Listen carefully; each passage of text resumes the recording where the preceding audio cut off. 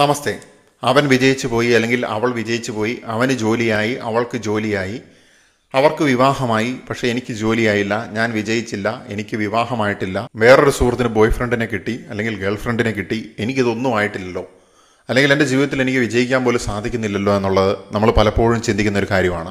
ഇന്നത്തെ ആധുനിക സമൂഹത്തിൽ ഒരുപാട് ടീനേജും അതുപോലെ തന്നെ യുവാക്കളായിട്ടുള്ള പഠിക്കുന്ന സമയത്തൊക്കെ ഒരുപാട് കുട്ടികളെ അലട്ടുന്നതായിട്ടുള്ളൊരു കാര്യമാണ്. കുട്ടികളെ മാത്രമല്ല, മുതിർന്നവർക്കും ഇങ്ങനെയുള്ള ചിന്തകൾ വരാറുണ്ട് എന്നുള്ളതാണ്.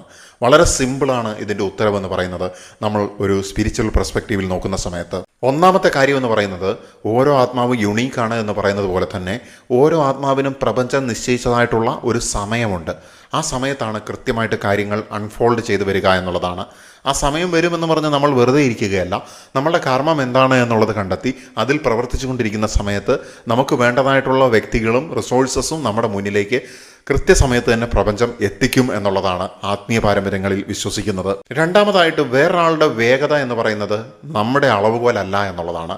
കാരണം പലപ്പോഴും നമ്മൾ മറ്റുള്ളവരുടെ വേഗത, മറ്റുള്ളവരുടെ വളർച്ചയുടെ ലെവല്, ഇതിനെയൊക്കെ വെച്ചിട്ട് നമ്മളെ കമ്പയർ ചെയ്യുന്നു എന്നുള്ളതാണ്.